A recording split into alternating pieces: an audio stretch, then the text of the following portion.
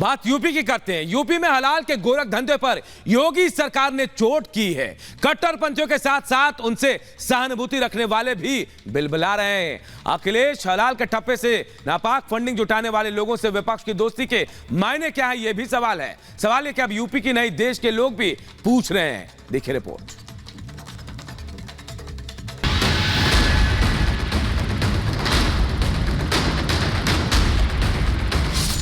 UP में हलाल को लेकर विपक्ष क्यों बेचैन? हलाल पर एक्शन से क्यों विपक्ष में टेंशन?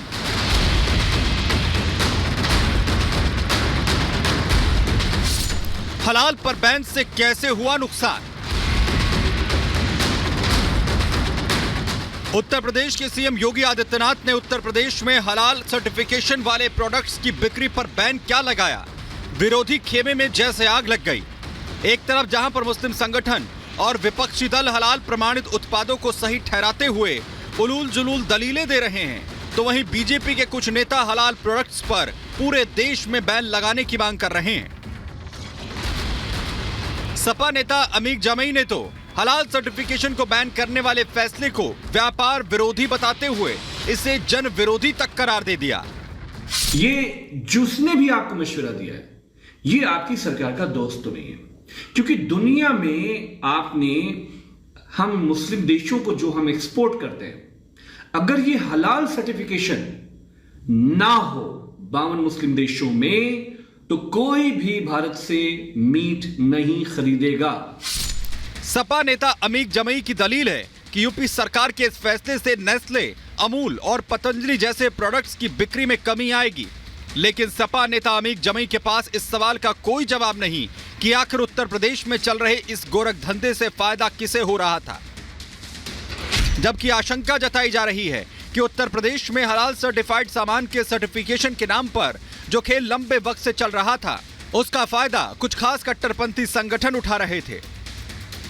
बीजेपी प्रवक्ता राकेश त्रिपाठी का सीधा आरोप है कि हलाल के नाम पर फर्जीवाड़ा चलाकर धन की उगाही की जा रही थी, जिसे समाज को बांटने की साजिश में लगाया जा रहा था।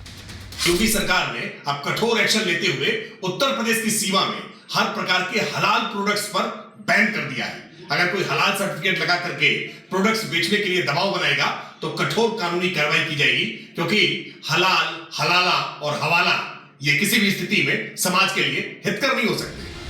वहीं बीजेपी नेता मनजिंदर सिंह सिरसा ने भी हलाल के नाम पर चल रहे फर्जीवाड़े को देखते हुए इसे पूरे देश में बैन करने की मांग कर दी है। हमारे लिए तो हलाल खाना वैसे ही पाप है, तो हमें तो किसी भी तरीके का उसके आसपास जाना भी पाप है। और सरकार को इन सारी चीज़ों के ऊपर, खाली यूपी में ही नहीं देश भर में इन सारी चीज़ों के ऊपर चिंता करनी चाहिए। आपको बता दें कि बीते दिनों राजधानी लखनऊ के हजरतगंज थाने में फर्जी दस्तावेजों का इस्तेमाल करके हलाल सर्टिफाइड फूड प्रोडक्ट्स बेचने के संबंध में एक एफआईआर दर्ज की गई थी, जिसके बाद योगी सरकार ने फौरन एक्शन लेते हुए हलाल सर्टिफाइड खाद्य प्रोडक्ट्स पर तत्काल प्रभाव से रोक लगा दी। इसके साथ ही योगी सरकार ने यह भी साफ कर दिया कि तेल, साबुन, टूथपेस्ट और शहद जैसे शाकाहारी प्रोडक्ट्स के लिए किसी हलाल प्रमाण पत्र की जरूरत नहीं होगी। सरकार की ओर से बताया गया कि ये प्रतिबंध सार्वजनिक स्वास्थ्य के हित में और भ्रम को दूर करने के लिए लगाया गया है। योगी सरकार के एक्शन में आने के बाद से ही विपक्षी नेता हमलावर हैं और वो सरकार पर फैसले को वापस लेने के लिए दबाव डाल रहे हैं, जबकि योगी सरकार अपने फैसले पर कायम है। वहीं अयोध्या में हनुमानगढ़ी मंदिर के मुख्य पुजारी महंत राजूदास ने भी उत्तर प्रदेश के मुख्यमंत्री योगी आदित्यनाथ के इस फैसले को सही ठहराते हुए इस मुद्दे पर तीखी प्रतिक्रिया दी है। इस कार्य से पूरे देश में जो फंडिंग होता है, उस फंडिंग से लव जिहाद, धर्मांतरण और आतंकवाद को बढ़ावा देने का कार्य होता है। योगी सरकार को बहुत बहुत साधुवाद, धन्यवाद। यह व्यवस्था पूरे देश में लागू होना चाहिए। अब सवाल है कि आखिर हलाल है क्या, जिसे लेकर यह पूरा बवाल मचा है। तो आपको बता दें कि हलाल इस्लामिक नियमों के अनुसार बने प्रोडक्ट्स की गारंटी है। मुस्लिम बहुल आबादी वाले देशों में इसका इस्तेमाल होता है। कॉस्मेटिक और दवाओं में भी इसका प्रयोग होता है। मुस्लिम देशों में फूड प्रोडक्ट्स के लिए इसका इस्तेमाल किया जाता है। शाकाहारी प्रोडक्ट्स के लिए गैर जरूरी है हलाल। बहरहाल यूपी में हलाल सर्टिफिकेशन वाले प्रोडक्ट्स के बैन होने के बाद इसके नाम पर चल रहे भ्रष्टाचार पर लगाम लगनी तय है। लेकिन सवाल अपनी जगह कायम है शाकाहारी प्रोडक्ट्स पर हलाल का ठप्पा लगाकर चलाए जा रहे फर्जीवाड़े पर रोक से विपक्ष को आखिर दिक्कत क्यों है? Bureau report, Republic Bharat.